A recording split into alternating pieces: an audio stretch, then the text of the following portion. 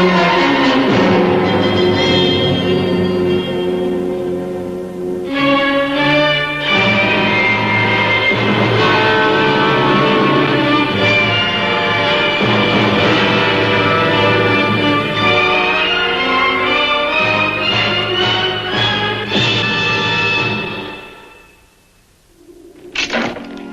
name is Mike Nelson. Last month I was called to Florida. My assignment was to test a new type of spear gun. The manufacturer wanted to know how straight it would shoot under different conditions. The job was simple and comparatively safe. But you never know what will happen under the sea. Those spears had extra sharp barbs. I knew they could slice through the toughest shark hide in the ocean. But what I didn't know was that one of those spears would be used against me.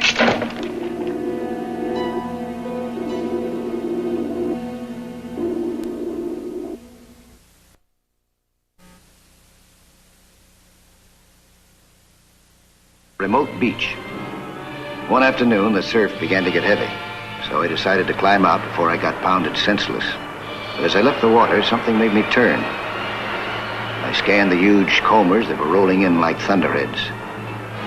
Suddenly, I caught a glimpse of flailing arms behind one of those huge waves.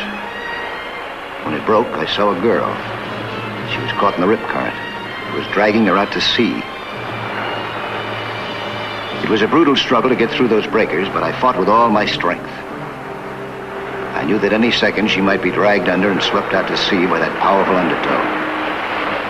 Luckily, I reached her in time. I dragged her clear of the rip current and got her ashore. But I had to carry her. Passed out. That puzzled me. She was breathing well enough, but her heart was pounding like a rivet gun. Then I noticed something even more perplexing. She had bruises on her shoulders, but no other signs of injury. I looked to see if somebody was waiting for her on the beach. There wasn't a soul. I couldn't understand this. Why had she been swimming alone? Why was she unconscious? There was only one thing to do. Get her to the hospital.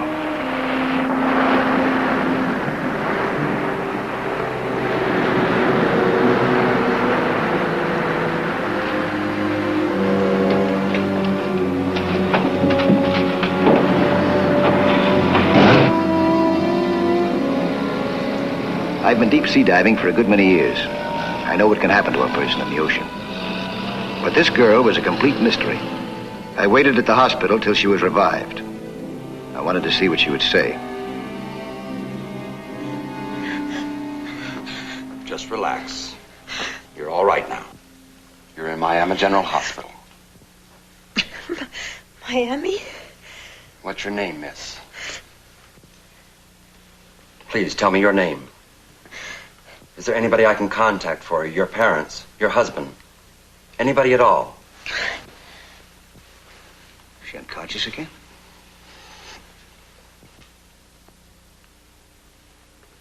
She's suffering from exposure. She needs rest. You better put her into a bed, nurse.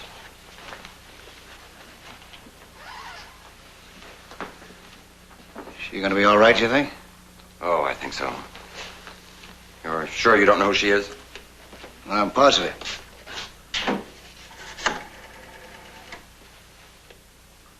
Well, this is Dr. Barton. Get me the police. The next day, I was called for questioning, but by the United States Immigration Service instead of the police. It must have been important. I was told to report to the head of the bureau himself. Mr. Nelson, when you rescued this girl yesterday, she was swimming alone? Yes. Yes, she was. And it seemed strange to me, too, that she was in such an isolated spot. Nobody waiting for her. Or was there anything else that seemed strange to you? Oh, yes, those bruises on her shoulders. I remember that because, well, at the time I said to myself, gee, that's funny. Those are the same kind of marks that I've seen on a beginner at skin diving.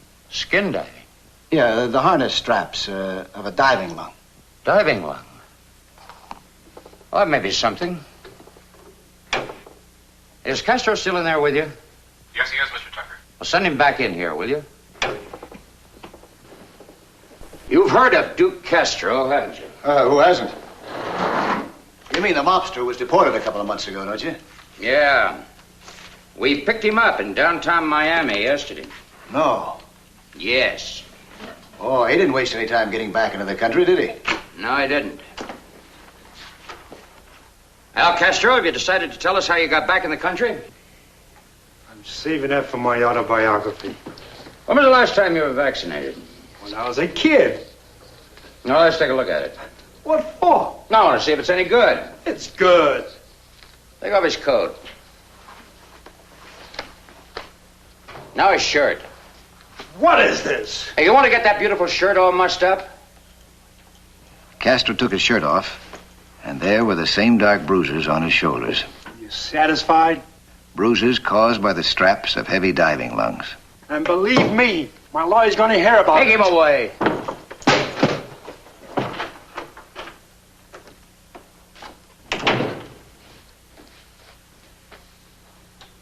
Took us 3 years to deport him. 3 years of bitter battles in the courts. And we no sooner get him out of our hair than he bounces right back, and they're all doing it. You think they're using a diving lung somehow to get in, huh? Well, that does sound like a fantastic idea at that, doesn't it? How far could a person swim with one of those things strapped to their backs? Well, with a 3-tank job, that's the biggest.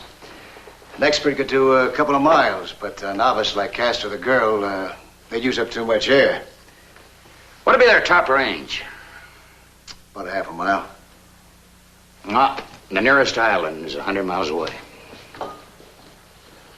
How about the other illegal entries? Do any of them have bruises on them? Hey, that's an idea. Let me check on that. Hey, Courtney. Yes, Mr. Tucker. Call the morgue. Find out if that body that was washed ashore at Key Largo had any bruise marks on the shoulders. While Tucker waited for the answer, he sent me to the detention facility to see the girl. We figured that because she was indebted to me for saving a life, she might give me some helpful information. But before I could ask any questions, she did some asking of her own for a very special favor. The officials said that if a responsible person will vouch for me, they will release me until my hearing next week. Oh? Yes, on bond. It can be arranged for $50. I can guarantee to pay it back in a few weeks. Well, I don't know anything about you. I don't even know your name. And Mr. Tucker tells me that you've refused to answer any questions. Please. I know I give you little reason to trust me. But I promise I will tell everything I know at my hearing next week. Why'd you tell it now, then? I cannot. If I arrange for you to get out of here, how do I know that you won't just go off and leave me holding the bag? You have saved my life. I wouldn't do anything like that to you. Oh, please, please, Mr. Nelson. Help me. Okay. I'll go check with Mr. Tucker. Courtney. Yes, Mr. Tucker. Courtney, prepare a bond. I'm releasing number 8566 in Mr. Nelson's custody. I will, Mr. Tucker. And the morgue just got back to me. Very pronounced bruises on the shoulders. Somebody's sending a lot of 3-tank diving lungs. You want me to check into it? No, my men will take care of that. You concentrate on number 8566. And good luck. Thanks. I'll check with you. I got your number.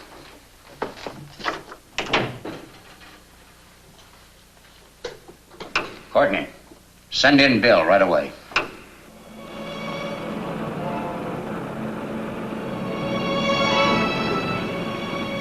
The mystery was right back where it started, in my lap. 110 gorgeous pounds of it. With a charming accent, but no desire to tell what she knew. We checked out of the immigration service gate.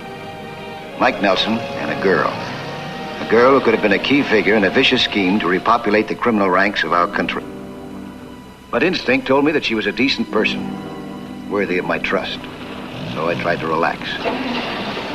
Headlights appeared in my rear-view mirror from time to time. I didn't know they belonged to just one car, the car that was following me.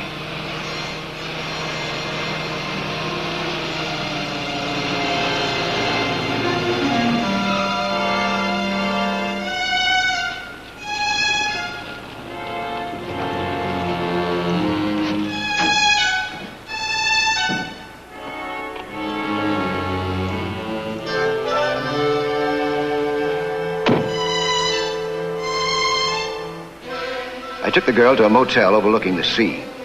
While I was checking her in, someone lifted a spear gun from my Jeep. He was after the spear itself, the one with razor-sharp barbs.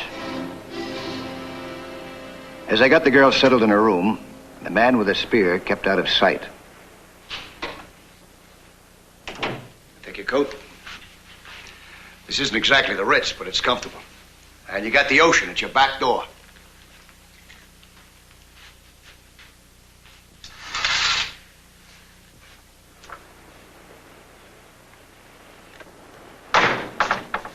Take a look at this.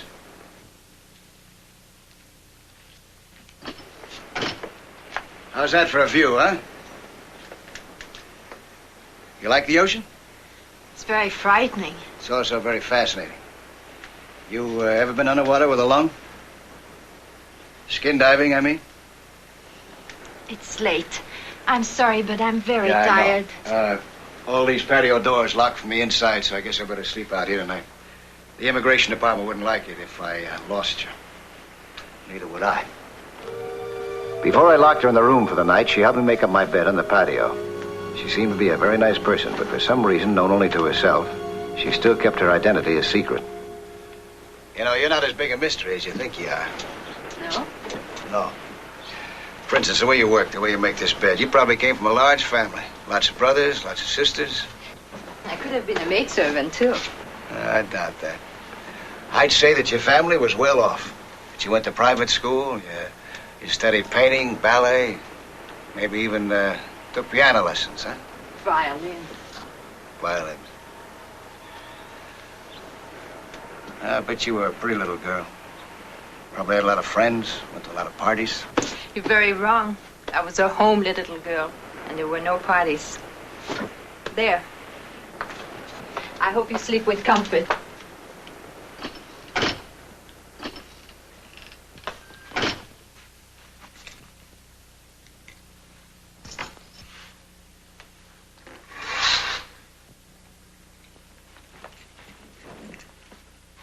I'm sorry I have to do this.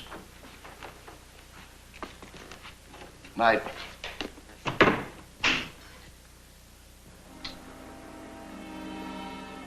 I was more mystified than ever.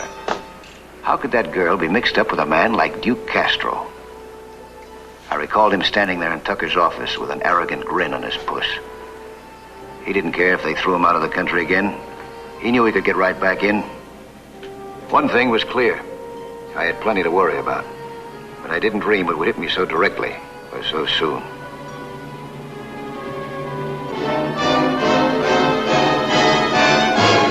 I'll take that key.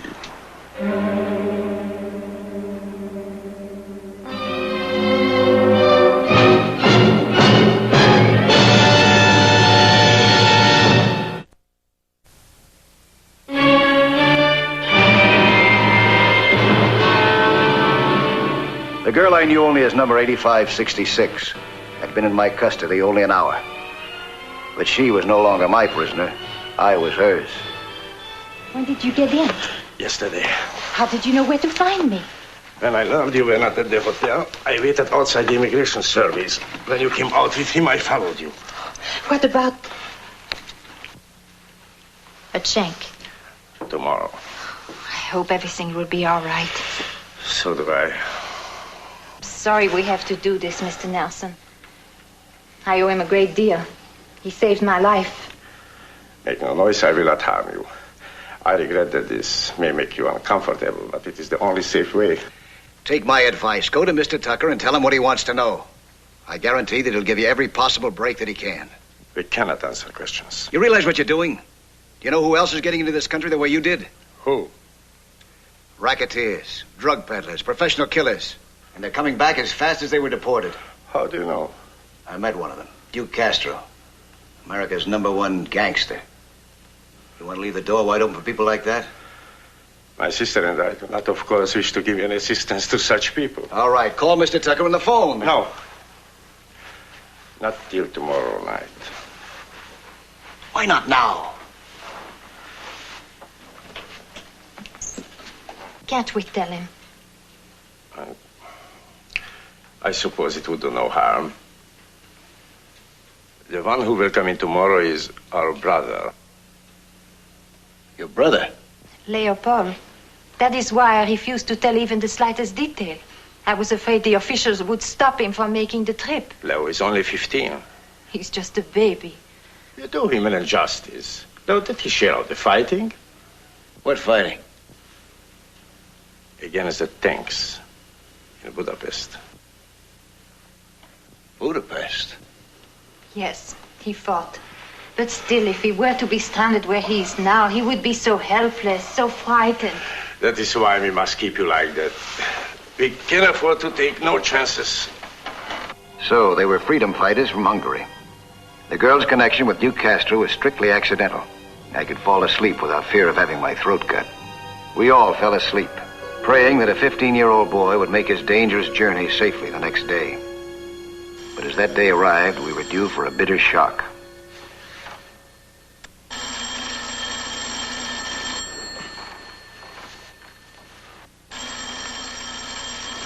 Not a word about us. You understand?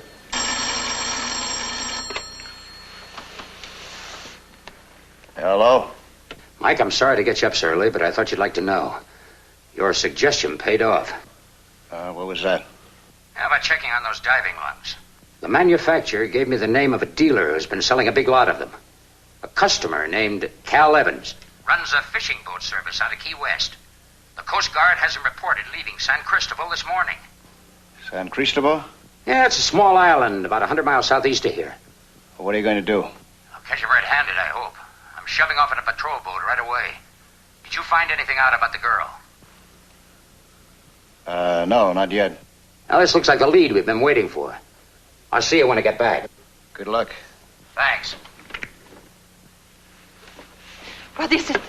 The immigration service. They are going to intercept Evans. Intercept him? With a border patrol boat. Oh, no. What will happen to Leo? He'll be taken under custody. Oh, no, he won't be. That man Evans, he promised to tow me in close to shore. And then... Yes, but a boat came by and he cut me loose a mile from the beach. That's why I almost drowned. You mean Evans is towing your brother? Yes, underwater, on a sea sled. A sea sled, of course. When he sees that patrol boat, he will cut Leo loose. Yeah, and he'll be a lot further than a mile away from the beach, too. Oh, Bella, we must do something quickly. You bet we do. Come on, get me out of this. Bella, please. Cut me loose if you want to save your brother. Cut me loose. We borrowed a fast boat from the motel pier and shoved off. Bela took the wheel while I got my diving gear ready. I hoped that there would be no need to use it. That was a pretty thin hope.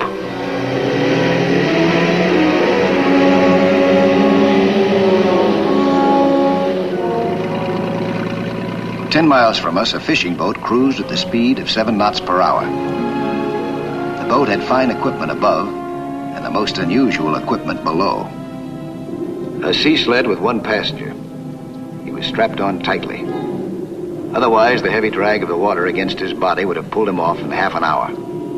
It was a long, lonely ordeal for this 15-year-old boy.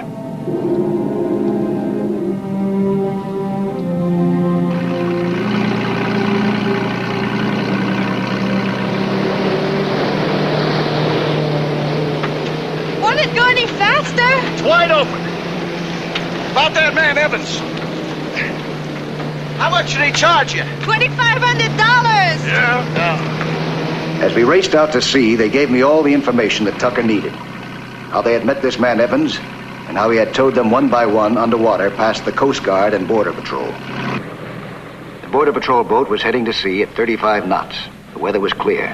Visibility, several miles. It would be easy to make contact with Cal Evans. But to take him by surprise was impossible. Hey, Cal, there's a boat up ahead.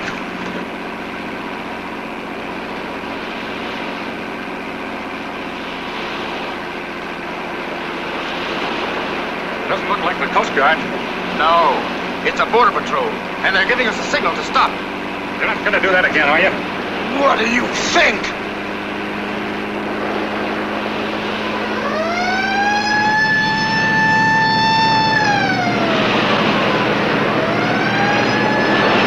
Leo Benedict was no stranger to terror. He had faced the tanks in Budapest.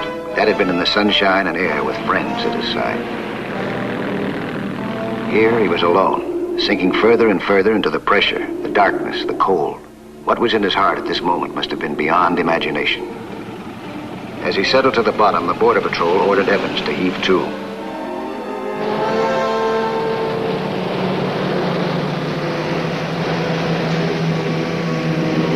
There! Some boats! I could see Tucker pulling alongside Evans. But the sea beyond was empty. No sign of Leopold. No sign of a rescue pack or marker buoy.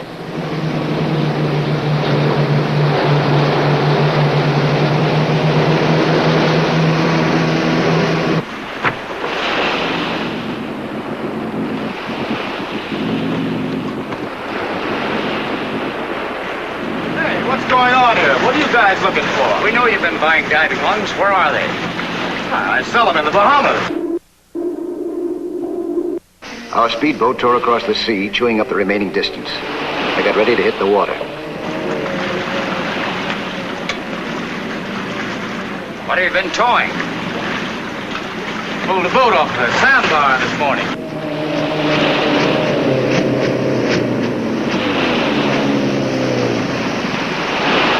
What'd you find? Nothing but this. You cut him loose to drown like me. Oh, Lee. You inhuman duckhead! What are we gonna do? How far back did you cut him loose? Evans kept silent. He had no compunctions about destroying the evidence against him, even when it was a human being. I had no other choice but to go down and take a look. Leo could have been anywhere, 100 yards away or 5 miles. The water was clear, but too deep for me to see the bottom. I looked for expanding air bubbles. I knew there would be some rising from Leo's diving lung, if he was down there. The bottom was over 100 feet down. If Leo was at that depth, there was a new danger. If he got free of the sled, if he raced for the surface as fast as he could go, the bends would hit him like a pile driver. Or worse, air embolism would rupture his lungs. Either could kill him. Only a decompression chamber could save him. The nearest one was too far away to do any good.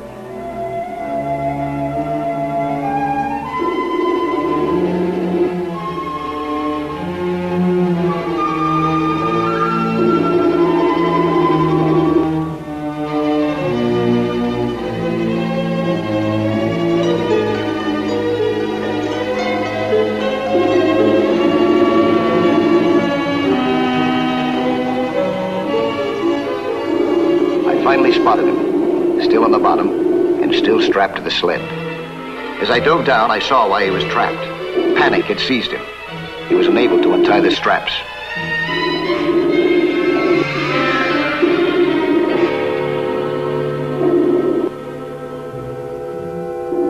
I began cutting him free. It was good to know the door had been slammed in Duke Castro's face. What's more, the mystery of number 8566 had been cleared up.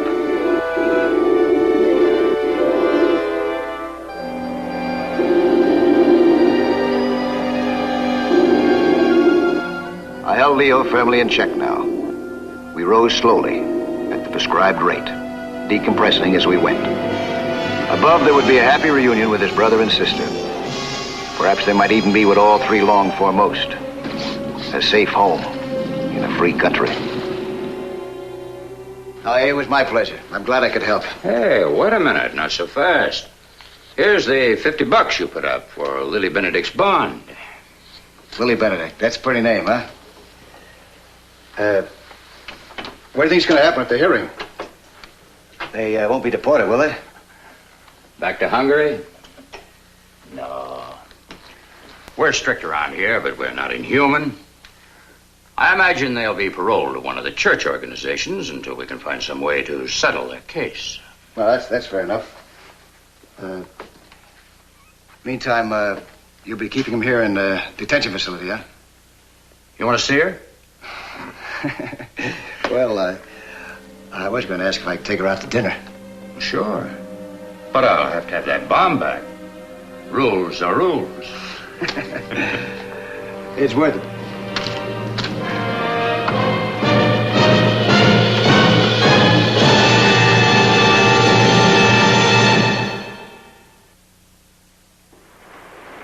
Hello there. I'm Lloyd Bridges. Skin diving is fun and adventure for young and old, but it can be dangerous. So know the sport well and don't take any chances. Be with you next week for another exciting sea hunt.